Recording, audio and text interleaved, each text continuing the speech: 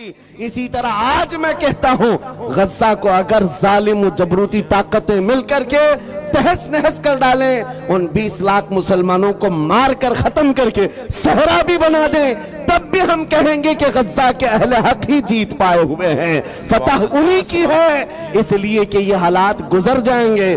फिर ऐ कुत्तों, थोड़ी देर का इंतजार करो, कुछ देर की खामोशी है, फिर शोर आएगा। आज कुत्तों का वक्त है, कल हमारा दौर आएगा। सुभान अल्लाह, अल्लाहु अकबर। मेरे अजीजों,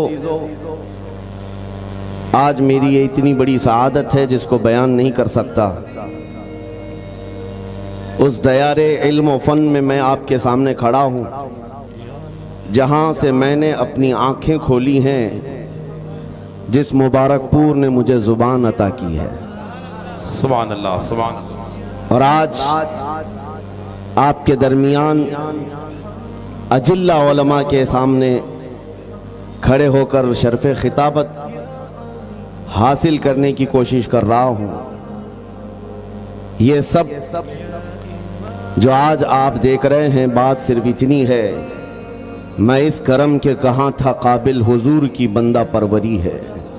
ये सब तुम्हारा करम है, आका के बात अब तक बनी वाह हुई वाह है। वाह, सुभान अल्लाह, सुभान अल्लाह, सुभान अल्लाह, सुभान अल्लाह। या रसूल अल्लाह, तेरे इश्क की बदौलत मुझे जिंदगी मिली है। वाह वाह, तेरे इश्क की बदौलत मुझे जिंदगी मिली है। मेरी बात बन गई है तेरी बात करते हाय हाय करते। हाय हाय, वाह वाह वाह वाह वाह, सुभान अल्लाह। मेरी सुभान बात अल्लाह। बन गई है तेरी बात करते करते। है जो जिंदगानी बाकी ये इरादा कर लिया है, तेरे मुनकिरों से आका मैं मरूंगा लड़ते लड़ते। वाह वाह, सुभान अल्लाह। तेरे मुनकिरों से आका मैं मरूंगा लड़ते लड़ते। अज़ीज़ान गिराम वक़ार, अहले मुबारकपुर को किसी चीज़ तफसील के साथ समझाने की चंदा ज़रूरत नहीं। इशारात और किनायात बहुत खूब जानने वाली ये कौम है। ये वो मुबारकपुर है जिसने दुनिया सुन्नियत की तकदीर बदल कर रख दी है। सुभान अल्लाह। हिंदुस्तान के दुनिया सुन्नियत में आज जो इल्म अमल का आबशार नजर आता है, वह मुबारकपुर की देन है। अल-जामिअतुल अशरफिया का दुनिया सुन्नियत पर इस कदर एहसान है कि आप यहां से चल करके जरा दुनिया देखें तो आपको पता चलेगा, जो अब्र यहां से उठा है वो सारे जहां में बरसा है। सुभान अल्लाह, सुभान अल्लाह। मेरे अजीजों, आज मुबारकपुर की सरजमीन पर तहफ़्फ़ुज़ नामूस रिसालत कॉन्फ्रेंस का इनेकाद। मैं आपको ये बात बता दूं, सिर्फ जलसे से हम इस चीज की बेदारी नहीं ला रहे हैं।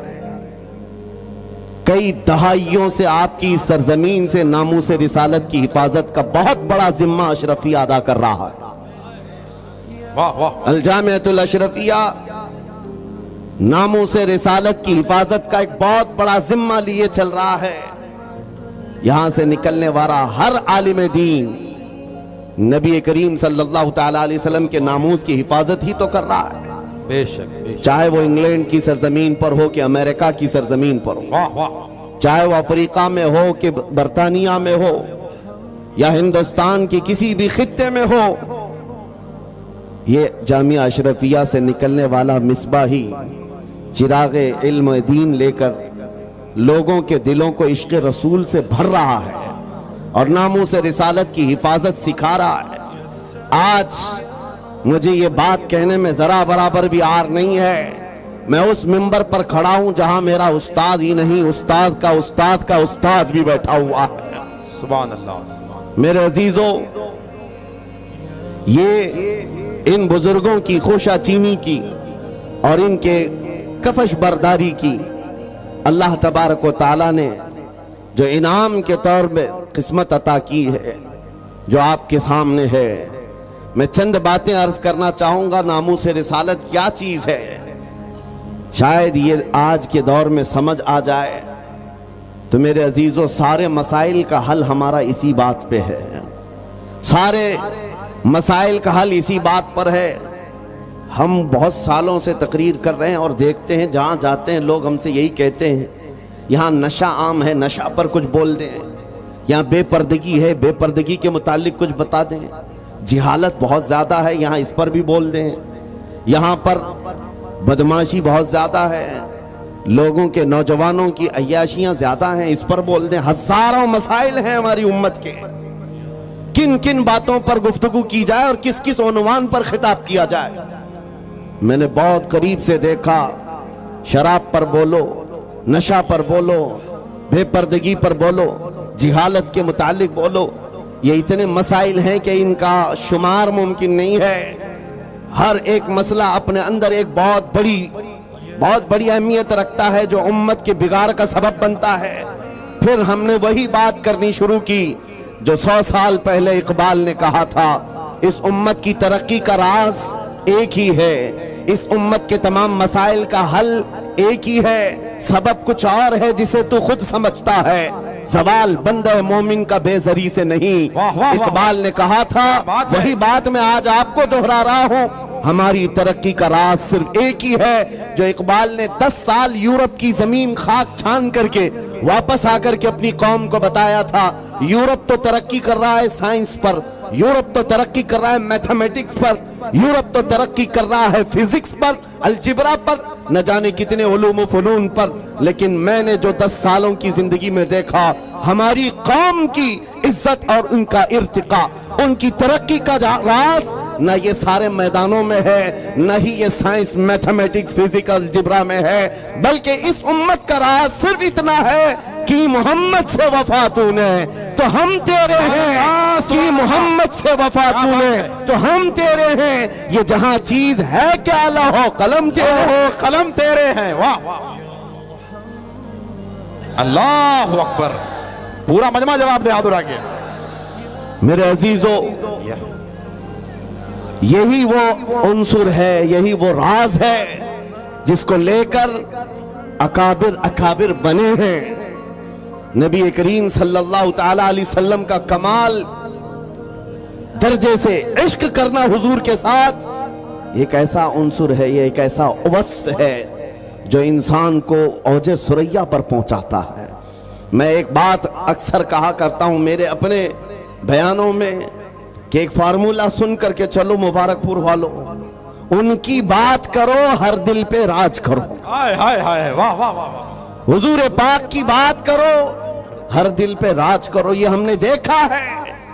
کیا بات، قوم میں جو زندہ ہیں آج بھی نام وہ حضور پاک کے نام کی برکت سے زندہ ہے۔ سبحان اللہ۔ اقبال نے کہا تھا، شاعر مشرق نے، آپ روح ماں زنام مصطفیٰ است، ہم سب کی عزت و آبرو مصطفیٰ کے نام سے وابستہ ہے۔ کیا بات ہے، واہ واہ، ہرچے دری دنیا باد مصطفیٰ است، جو کچھ بھی اس دنیا میں ہے وہ مصطفیٰ کے بعد ہے۔ مصطفیٰ کے بعد ہے، واہ واہ۔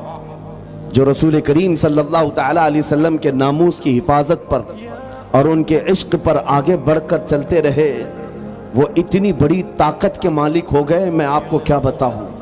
آج دنیا جس چیز سے خوف زدہ ہے، آج ہم ٹوٹے بکھرے ہوئے لوگوں سے دنیا جو ڈرتی ہے، وہ اسی لیے نہیں کہ ہماری داڑیاں، ہماری ٹوپیاں، ہمارے جبے ان کو ڈراتے ہیں، بلکہ اس ظالم دنیا کو جو سب سے زیادہ خوف لگتا ہے وہ تمہارے سینوں میں چھپے ہوئے عشق رسول کی دولت سے ہے۔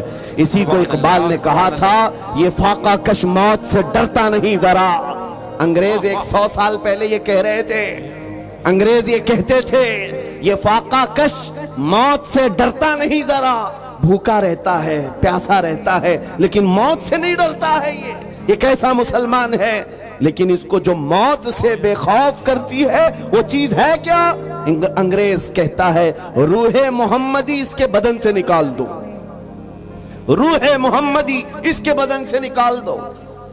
پوری دنیا کی پاورفل طاقتیں بھی یہ جانتی ہیں کہ روح محمدی، عشق محمدی، یہ دولت ایسی ہے جو انسان کو بے خوف کرتی ہے، اسے آزاد کرتی، ہر ڈر سے آزاد کرتی ہے۔ اسی لیے بریلی کے امام نے ہمیں پکار کر کہا تھا، خوف نہ رکھ رضا ذرا، تو تو ہے عبد مصطفیٰ۔ خوف نہ رکھ رضا ذرا، تو تو ہے عبد مصطفیٰ، تیرے لیے امان ہے، تیرے لیے امان ہے۔ عزیزان گرامی وقار، آج جو حالات چل رہے ہیں اس اعتبار سے ایک ڈر کا ماحول، खौफ का माहौल, एक ऐसी सरासीमगी है जिसको हम महसूस कर रहे हैं। लोग आज हर चौक पर, हर कट्टे पर ये गुफ्तगू करते हुए नजर आ रहे हैं। हालात बड़े खराब हो गए हैं, जहर फैल गया है, लोगों के अंदर तासुब बहुत बढ़ गया है और हालात इतने खराब हैं, हम माइनॉरिटी में हम क्या कर लें। एक बात याद रखो, सतीजा कार रहा है अजल से ता इमरोज, शरार अबू लहबी से चराग मुस्तफवी। ये हालात आज ही खराब नहीं हुए हैं, हमारी तारीख इससे भरी पड़ी हुई है। हालात हर जमाने में इसी तरह के होते रहे और इस्लाम का ये हसीन पौधा उसी तरह लहलहाता रहा। आज के हालात भी निकल पड़ेंगे, इसी तरह चले जाएंगे। चांद को भी गहन लगता है, लेकिन जब गहन छट जाता है वो अपने आबो ताब के साथ चमकता है। आज इस उम्मत के हवाल अगरचे खस्ता नजर आते हो, लेकिन तुम्हें नर्वस होने की जरूरत नहीं, तुम्हें डर करके अपना घर, अपना दीन और अपना मसलक बदलने की जरूरत नहीं है। इंतजार करो, वो रब्बे कदीर जो अंधेरों के बाद उजाले लाता है, वो रब्बे कदीर जो रात के बाद सुबह लाता है, हम पर आए हुए इस गहन को भी मौला दूर फरमाएगा। इसी बात को मैं कहता हूं, आज दुनिया शोर मचा रही है, जो हालात चल रहे हैं। मैं मुख्तसर सी बात करके इशारे में आगे अपने मौजू की तरफ आता हूं। मैं आपके सामने एक आयत पढ़ता हूं, 3-4 दिन पहले की बात है। इस आयत को पढ़ा तो एक मैसेज मुझे आया, कहा मौलाना स्टेज पर बैठ करके चिल्लाने से कुछ होता नहीं। कुरान की आयत है, हुवल्लज़ी अरसल रसूलहु बिलहुदा व दीनिल हक़ लियुज़हिरहु अला दीन कुल्ली। वो अल्लाह है जिसने अपने रसूल को हिदायत के साथ और दीन हक के साथ भेजा। किस लिए भेजा? इसलिए कि पूरी दुनिया पर यह दीन गालिब आए। वाह वाह, वो रसूल इस दीन को गालिब करेगा और ये दीन इस्लाम पूरी दुनिया में गालिब आकर रहेगा। जब हम बात कर रहे हैं इस जमाने में मेरा दीन गालिब आएगा, लोग मजाक उड़ाते हैं, कहते हैं हालात जरा बाहर निकल करके देखो, तुम्हारे छींतरे उड़ रहे हैं और तुम कह रहे हो कि दीन गालिब आएगा। सीरिया की ईंट से ईंट बजा दी, इराक के मैदानों को कब्रिस्तानों में बदल दिया गया, यमन की पूरे घर तहस नहस हैं, गज्जा की उस सरजमीन पर छोटे छोटे से बच्चों के टुकड़े उड़ा दिए जाते हैं। फिर भी मौलाना स्टेज पर बैठ कर कह रहा हो मेरा दीन गालिब आएगा। लोगों कान खोलकर सुन लो, इससे बुरे हालात भी हो जाएं तब भी मैं कहूंगा मेरा दीन गालिब आएगा। इसलिए नहीं कि ये मेरे पेट की बात है, बल्कि कायनात के खालिक की बात है। सुभान अल्लाह, सुभान अल्लाह। रब्बे जुल जलाल ने फरमाया और ये होकर रहेगा, दीन गालिब आएगा। इन हालात में लोग ये कहते हैं जब हर तरफ से हम ही मारे जा रहे हैं, हमारी ही टुकड़े हो रहे हैं, सारे जुल्मों का निशाना हम ही है, पूरी दुनिया ने हमको टारगेट नंबर 1 पर रखा हुआ है। इस दौर में आप ऐसी बातें कैसे कर सकते हैं? मेरे अजीजों, आपको मैं इसी डर से निकालना चाहता हूं, इसी खौफ से निकालना चाहता हूं। आपको पता है हम नए अंदाज के ये सारे हालात देखने वाली कौम से ताल्लुक नहीं रखते, हम तो उस कौम से ताल्लुक रखते हैं जहां 14 सदियों से हमारे बड़ों ने हमें करबला की दास्तानें सुनाई।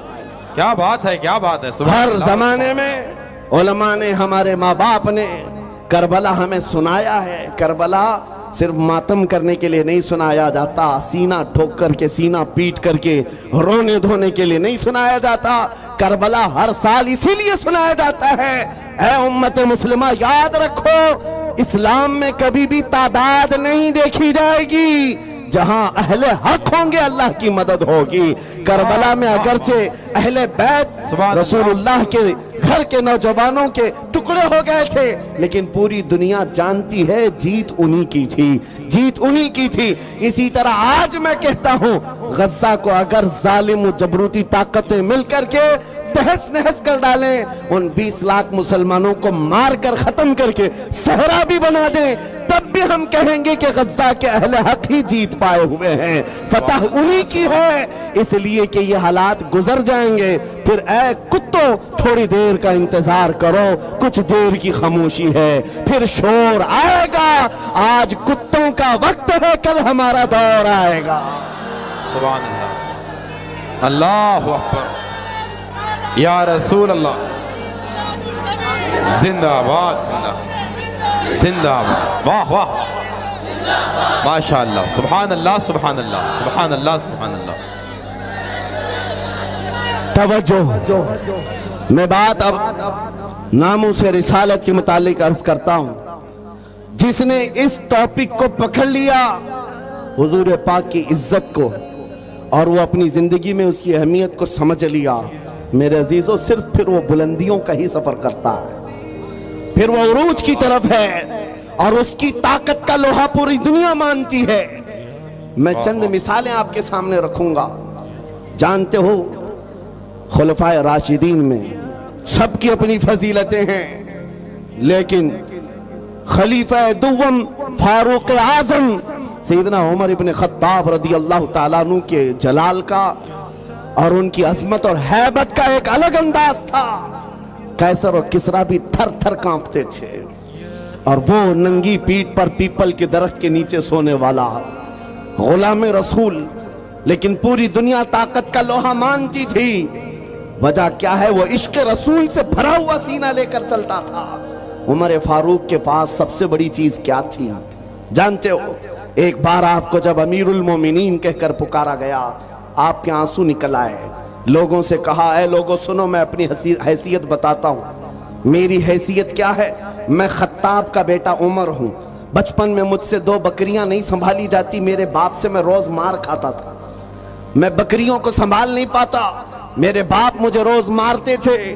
خطاب کا بیٹا وہ عمر ہوں لیکن آج اس دور میں 36 لاکھ اسکوائر کلومیٹر پر تنہا عمر کی نگرانی ہے.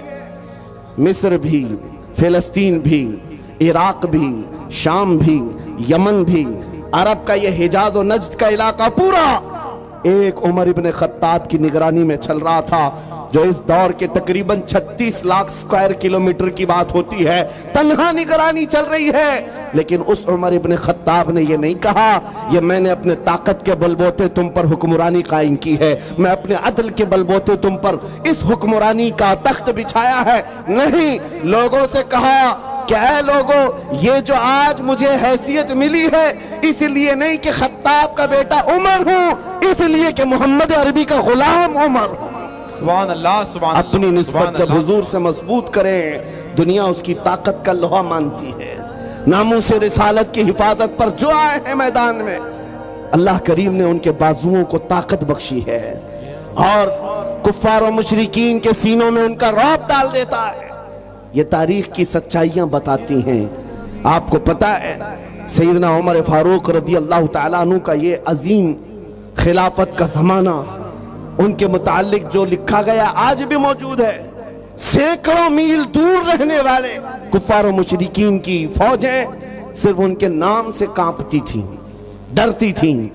یہی منصر, یہی وصف میں آپ کہتا ہوں کہ وہ ناموس رسالت کی حفاظت اور عشق رسول سے بھرا ہوا سینہ لے کر چلو, یہ اس زمانے کا نہیں ہر زمانے کا سب سے بڑا ہتھیار ہے, سب سے بڑا ہتھیار ہے.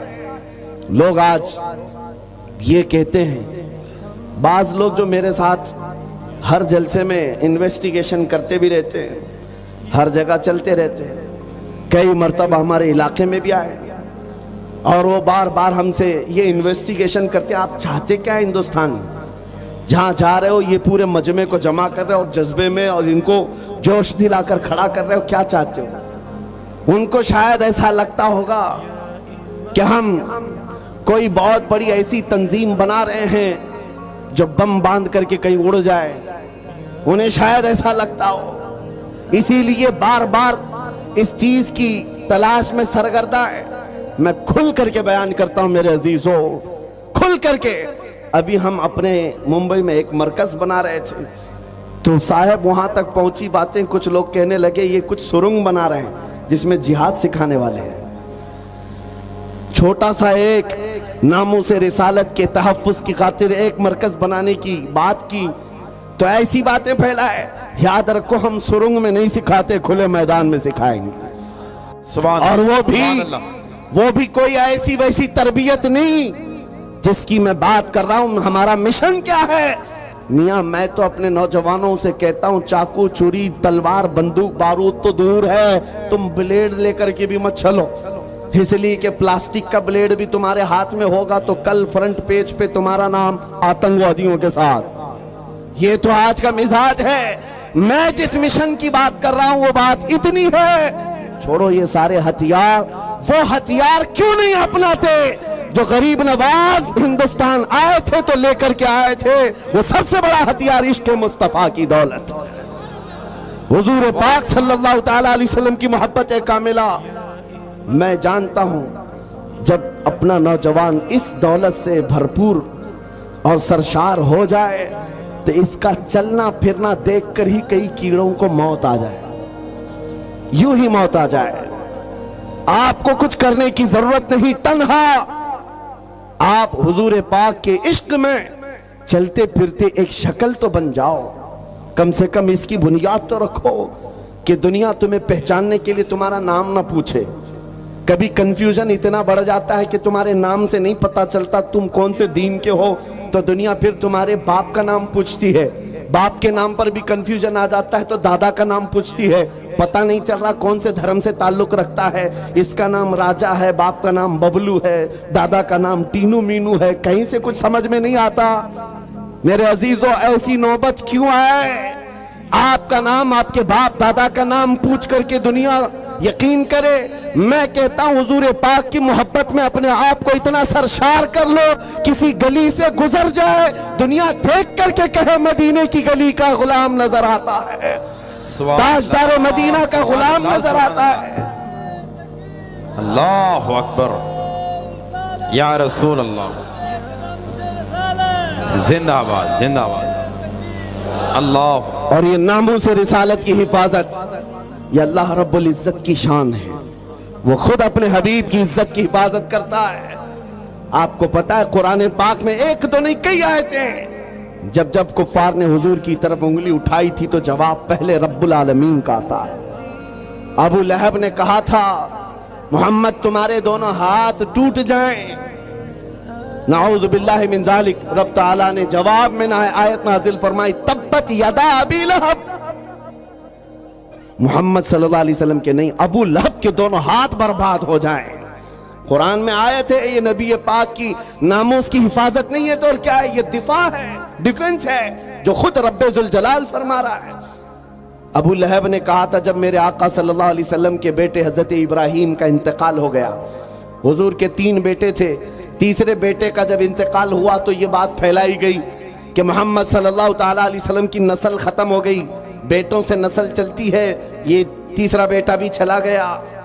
نبی کریم صلی اللہ تعالیٰ علیہ وسلم غمگین ہوئے، رب تبارک و تعالیٰ نے پوری سورہ نازل فرمائی اِنَّا أَعْطَيْنَاكَ الْكَوْثَرَ فَصَلِّ لِرَبِّكَ وَانْحَرْ إِنَّ شَانِئَكَ هُوَ الْأَبْتَرُ۔ اے محبوب ہم نے آپ کو خیر کثیر عطا فرمایا، کھڑے ہوں اپنے رب کی عبادت کریں، قربانی کریں۔ آپ کٹی ہوئی نسل کے نہیں، آپ کا دشمن کٹی ہوئی نسل کا ہے، یہ رب کا فرمان ہے۔ اپنے نبی کے عزت کے دفاع میں اللہ رب العزت نے یہ فرمایا آج ڈھونڈ کر کے نکالو ابو لہب کا بچہ کہاں ہے، اس کی اولاد کہاں ہے، نہیں پاؤ گے، لیکن جس وادی میں بھی جاؤ میرے نبی کے خاندان کو ضرور پاؤ گے، سادات کی خوشبوئیں ہر جگہ نظر آئیں گی۔ اللہ کریم نے اپنے نبی کی عزت کی حفاظت کا کیسا دفاع کیا ہے۔ ایک مرتبہ آیتیں اترنا رک گئی تھی، جو وہی آتی تھی چند دنوں تک وہی نہیں آئی۔ مکہ کے کافروں نے یہ کہنا شروع کیا وَدَّعَ رَبُّ مُحَمَّدٍ مُحَمَّدًا، محمد کے خدا نے محمد کو چھوڑ دیا ہے، یعنی اب آیتیں نہیں آتی ہیں، اس کا مذاق کرنے لگے۔ نبی کریم صلی اللہ تعالیٰ علیہ وسلم کے دل پر یہ بات گراں گزری، چند ہی دن نہیں گزرے تھے کہ جبرائیل امین پوری سورہ لے کر آئے، وَالضُّحَىٰ واللیل وما سجا ما ودعک ربک وما قلا۔ اے محبوب آپ کو آپ کے رب نے نہ چھوڑا ہے نہ کم کیا ہے، وَلَلْآخِرَةُ خَيْرٌ لَكَ مِنَ الْأُولَى، بلکہ آپ کی ہر آنے والی گھڑی پچھلی گھڑی سے کئی درجے بہتر ہے۔ سبحان اللہ سبحان اللہ۔ میرے عزیزو یہ سب آیتیں میں وہ آپ کے سامنے کوٹ کر کے بتا رہا ہوں جس میں رب ذوالجلال نے شان رسالت بیان کیا، اپنے نبی کی طرف اٹھنے والی انگلیوں کو رب تبارک و تعالیٰ نے توڑ دیا۔ جواب ارشاد فرمایا آج اگر ناموس رسالت کی حفاظت یا اس کا دفاع کوئی کرتا ہے تو یہ سنت الہیہ ہے، یہ اللہ رب العزت کے قانون اور اس کی سنت ہے۔ آج اس سنت پر عمل کرتے ہوئے جو اکابرین امت آئے ان کی مثالیں میں آپ کے سامنے رکھتا ہوں۔ لوگوں ایک بات یاد رکھو، حالات جتنے بھی خراب ہو جائیں اپنے نبی کی عزت کی حفاظت وہ جس سے چاہے لے لے، جس سے چاہے لے لے۔ یہ ضروری نہیں کہ وہ زمانے کا بہت بڑا متقی پرہیزگار ہو، یہ ضروری نہیں ہے کہ وہ بہت بڑا فقیہ اور عالم دین ہو۔ مولا کریم اپنے نبی کی عزت کی حفاظت پتھروں سے بھی چاہے لے سکتا ہے، کتوں سے بھی لے سکتا ہے۔ علامہ ابن حجر عسقلانی رحمۃ اللہ علیہ لکھتے ہیں کہ تتاریوں کا جو حملہ ہوا تھا بغداد میں، بغداد کو انہوں نے تباہ کر رکھا تھا، ایسا تباہ کیا تھا کہ پورے بغداد کی سڑکیں اور وہاں کی گلیاں مسلمانوں کے خون سے بھری ہوئی تھیں۔ دریائے دجلہ کے پانی کو لال کر دیا تھا مسلمانوں کے خون سے، مسلمانوں کی کھوپڑیوں سے مینار بنا دیے تھے۔ اتنے قتل جس کا شمار نہیں ہوتا۔ ذخیرہ جو مسلمانوں کا تھا بڑی بڑی کتابوں میں اس کو جلا کر راکھ کر دیا تھا۔ ایک وقت ایسا آیا کہ تتاریوں کا جو حاکم تھا اس نے کچھ علماء کو قید کر کے گرفتار کر کے اپنے دربار میں منگوایا، جو مسلمان بچے کچے تھے۔ ان علماء کو بیڑیاں باندھ کر کے زمین پر اوندھا لٹایا گیا۔ آپ پوچھتے ہیں نا ان حالات میں ہمیں کیا کرنا چاہیے؟ سنیے میرے عزیزو، حالات تو ایسے ہو گئے تھے بغداد میں کوئی ان کا پرسان حال نہیں۔ آج لوگ یہ بھی کہہ رہے ہیں کہ غزہ کے مسلمانوں کا کوئی پرسان حال نہیں، کیا ہوگا کیا ہوگا؟ توجہ، ان علماء کو قید کر کے بیڑیاں باندھ کر کے زنجیروں میں بادشاہ اپنے دربار میں اوندھا لٹایا ہے۔ اور اتنے ہی پر بس نہیں، ایک زر خرید عیسائی پادری دربار میں لایا گیا ہے، اس کو نذرانہ صرف اس بات کا دیا جا رہا ہے کہ وہ رسول اللہ کی شان میں گالیاں دے، حضور کی شان میں گالیاں دے، ان مسلمانوں کے دلوں کو جلائے۔ ہر زمانے میں دنیا یہ جانتی ہے مسلمان قتل سے اتنا ڈرتا نہیں ہے جتنا رسول پاک کی عزت پر کوئی انگلی اٹھاتا ہے تو اسے تکلیف ہوتی ہے۔ اور ہے یہ حقیقت ہے، ہمارے بہت سارے ظلم و ستم ہم برداشت کر لیتے ہیں لیکن نبی پاک کی شان میں ادنا توہین برداشت نہیں ہوتی۔ اس ظالم نے ایک عیسائی پادری کو دربار میں بلایا اور کہا ان کے نبی کی شان میں گالیاں دیتے رہو، تم پر پیسے لٹائے جائیں گے۔ اور وہ گالیاں دینے لگا۔ کون ہے وہاں پر جو حفاظت کرے میرے نبی کے نام کی عزت؟ کون ہے؟ کون حفاظت کرے گا؟ جو علماء تھے وہ تو زنجیروں پہ قید ہیں۔ کون ہے؟ اللہ کریم جب چاہے جیسے چاہے حفاظت کرتا ہے۔ دربار میں بادشاہ کا ایک کتا تھا جو سونے کی زنجیر سے کوٹے پر بندھا رہتا تھا، ایک کھوٹے پر بندھا رہتا تھا۔ جیسے ہی وہ پادری گالیاں دینے لگا وہیں سے کتا بھونکنے لگا، زور زور سے بھونکنے لگا۔ درباریوں نے کہا کہ تیرا بیان شاید کتے کو اچھا نہیں لگ رہا اس لیے کتا بھونک رہا ہے۔ عیسائی پادری نے کہا وہ تو جانور ہے، میرا بیان کیا سمجھے گا؟ دوسری بار گالیاں دینے لگا، کتا پھر بھونکنے لگا۔ پھر لوگوں نے کہا تیرے بیان پر ہی کتا بھونک رہا ہے۔ اس عیسائی پادری نے کہا میرے بیان پر نہیں بھونک سکتا، اسے کیا خبر ہے؟ تیسری بار جب نبی پاک کی شان میں ہرزہ سرائی شروع کیا، اس کتے نے زنجیر توڑ دیا اور اچھل کر کے ایسے دربار میں آیا، اس عیسائی پادری کے سینے پر چڑھ کر اسے دم زدن میں چاک کر کے 2 ٹکڑوں میں بدل دیا۔ اس کتے کی ہیبت ایسی طاری تھی، پورے دربار میں سپاہی سے لے کر بادشاہ تک ہر آدمی کھڑا رہ گیا اور کتے کو دیکھنے کی بھی تاب نہیں تھی، ایسا لگتا تھا کوئی شیر ببر آیا ہوا ہے۔ اس کتے کی ہیبت سے لوگ ڈرے ہوئے تھے، اور تاریخ میں یہ لکھا ہے جنہوں نے ہماری کھوپڑیوں سے مینار بنایا تھا، جنہوں نے بغداد کو ہمارے خون سے نہلایا تھا، اسی تتاریوں کے دربار میں 1 2 نہیں 10,000 تتاریوں نے کلمہ پڑھ کر اسلام قبول کر لیا۔ سبحان اللہ سبحان اللہ سبحان اللہ سبحان اللہ۔ جب رب تبارک و تعالی ناموں سے رسالت کی حفاظت فرماتا ہے تو وہ کتوں کے ذریعے سے بھی کام لیتا ہے۔ یہ بات یاد رکھو، اور دنیا کو بھی میں یہ بتاتا ہوں، ہمیں قید کر دینے سے یا ہمیں پھانسی دے دینے سے اسلام کا خاتمہ نہیں ہوگا۔ کچھ لوگ یہ سمجھتے ہوں گے، آپ کو پتہ ہے تاریخ میں جب مراد آباد میں کفایت علی کافی رحمت اللہ تعالیٰ علیہ کو پھانسی پر چڑھایا گیا تھا، انگریز 8 دن تک جشن منا رہے تھے۔ ایک ایسے مولوی کو ہم نے پھانسی پر چڑھایا ہے جس کی زبان چلتی تھی تو ہزاروں لوگ اسے سنتے تھے اور پورے لوگوں میں اس کا ایک رعب تھا۔ ہم نے اس مولوی کو ختم کر دیا، مسلمانوں میں ایک خوف پیدا ہو جائے گا، ڈر پیدا ہو جائے گا۔ انگریز 8 دن جشن منائے ہوں گے لیکن انہیں خدائی قانون معلوم نہیں۔ مراد آباد میں پھانسی پر چڑھا رہے ایک عاشق رسول کو، اور پروردگار عالم اسی مراد آباد کے پڑوس شہر بریلی میں امام احمد رضا کو پیدا کر رہا ہے۔ وہ ایسا عاشق رسول پیدا کیا، جب وہ جوان ہوا تو صرف قلم سے نہیں، صرف زبان سے نہیں، بلکہ پوری تحریک چھیڑ دی۔ اور آج حالت یہ ہے، انگریز ایک عاشق رسول کو پھانسی پر چڑھا کر یہ سمجھتے تھے کہ عشق رسول کا خاتمہ ہو گیا۔ نہیں، ممکن نہیں ہے۔ بریلی کی زبان پھر چلی ہے تو ایسے چلی، خطہ خطہ آج بولتا ہے، ڈال دی قلب میں عظمت مصطفیٰ سیدی اعلی حضرت پہ لاکھوں سلام۔ عزیزان گرامی وقار، آج ان حالات کو دیکھ کر جو سراسیمگی ہے نوجوانوں میں 2 چیزیں عرض کرتا ہوں۔ سرکار سیدی حضور حافظ ملت رحمت اللہ تعالی علیہ کا فرمان میرے والد گرامی سے میں نقل کر کے آپ کے سامنے رکھتا ہوں، جو وہ اپنے شاگردوں کے درمیان کہا کرتے تھے، 2 چیزیں اپنی زندگی میں لازم رکھو، کسی ظالم سے ڈرنا مت، کسی مظلوم پر اپنا جبر یا اپنی طاقت کا استعمال نہیں کرنا، کسی کمزور پر طاقت کا استعمال نہیں اور کسی ظالم سے ڈرنا نہیں۔ یہ 2 چیزیں لے کر کے چلو، تمہارا کچھ نہیں ہوگا۔ کلمہ طیبہ پڑھا ہے اور میرے نبی کی امت میں ہو، موت تو یوں بھی کسی بستر پر آنی ہی ہے، اور جب موت آنا ہی ہے تو میرے نبی کی سنتوں پر آ جائے، حضور کی محبت میں آ جائے، کیا فرق پڑتا ہے؟ عزیزان گرامی وقار، اس جملے کو لے کر چلے، خاص کر آپ کے اس صوبے میں یہاں لوگوں کو بلڈوزر سے ڈرایا جاتا ہے۔ مسلمانوں، ایک چھوٹی مشین سے ڈرنے والی قوم تو نہیں ہو، غیر قانونی چیزوں سے بچ جاؤ۔ بلڈوزر کیا، کئی اس سے بڑی مشینیں بھی آئیں، تمہیں ہلانا نہیں چاہیے۔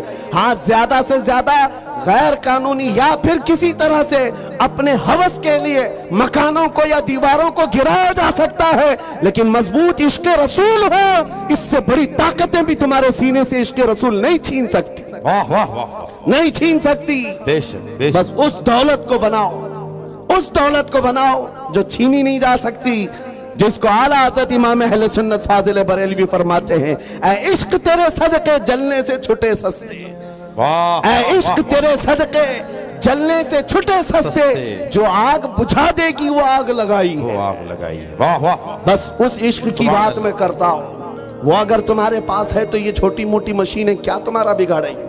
گھر توڑ سکتے ہیں، یا تمہاری جائیدادیں لے سکتے ہیں، یا تمہیں جیلوں کی سلاخوں پر بند کر سکتے ہیں۔ اتنا اگر ہوتا ہے تو آپ کو یہ عادت ڈال لینی چاہیے، مظفر کو مقید نہ سمجھے سیاد، میری یہ اسیری بھی سنت آبائی ہے۔ واہ واہ، اگر قید ہو بھی جائے تو اتنی بات یاد رکھو، ہماری اسیری بھی سنت آبائی ہے۔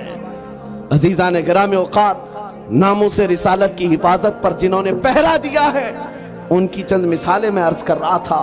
وہ صحابہ کرام رضوان اللہ تعالی علیہ مجمعین، جن کی ہیبت کا عالم یہ تھا کہ وہ تنہا جاتے لیکن دنیا کو خوف زدہ کرتے تھے۔ کس بات پر؟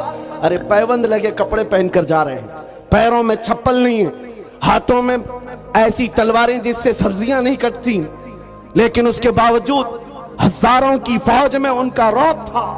سیدنا خالد بن ولید سیف اللہ المسلول 125 جنگیں اپنی زندگی میں لڑی، ایک جنگ میں بھی شکست نہیں حاصل کیا، شکست نہیں ہوئی۔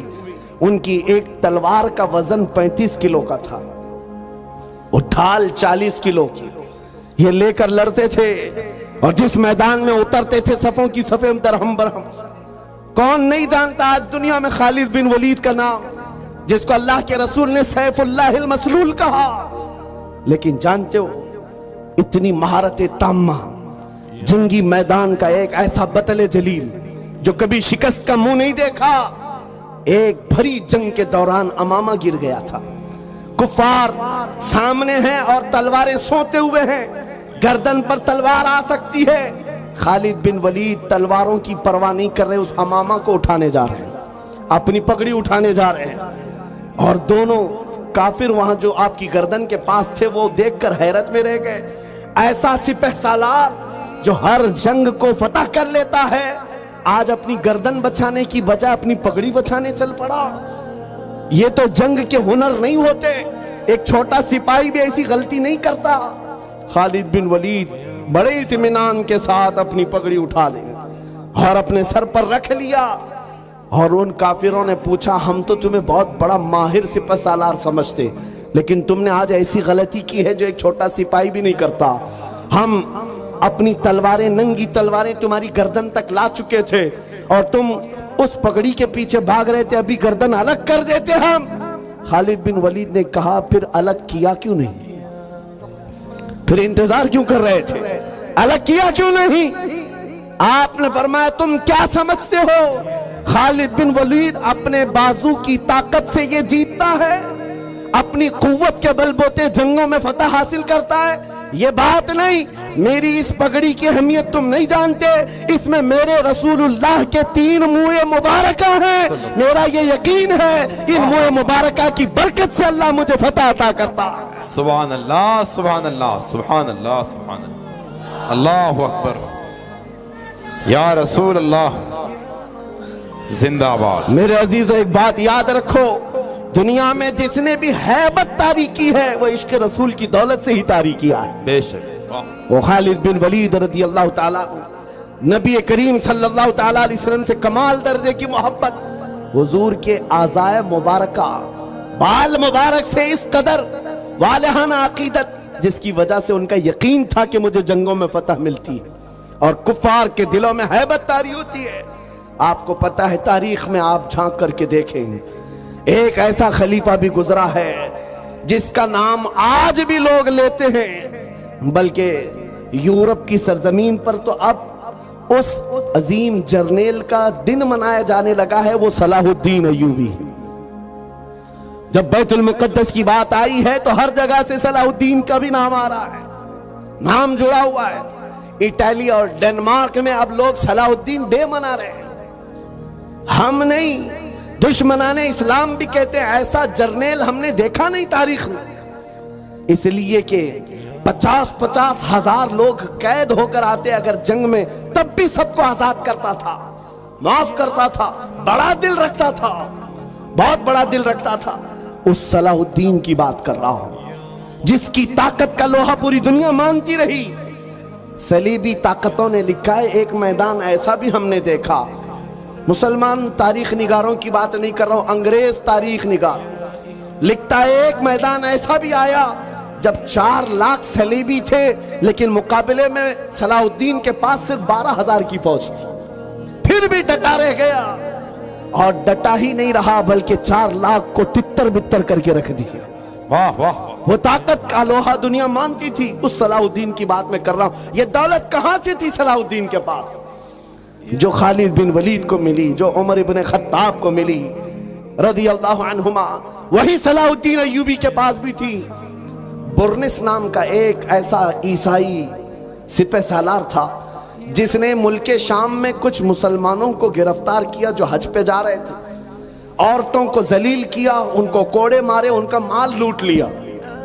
सुनो, जब वो मुसलमान वहां पर किसी के आसरे पर नहीं थे, किसी के सहारे पर नहीं थे, वो बुरनिस उन्हें कोड़े मारता था और कहता था, क्या कहता था, बुलाओ अपने मोहम्मद को, कहां है तुम्हारा मोहम्मद? नाऊज़ु बिल्लाह, हुजूर का नाम लेकर के ताना देता था। तुम बात बात पर मोहम्मद अरबी की बात करते हो, बुलाओ मोहम्मद को। आज मैं तुमको कैद किया हूं, आज मैं मार रहा हूं, कोई तुमको बचा नहीं रहा है।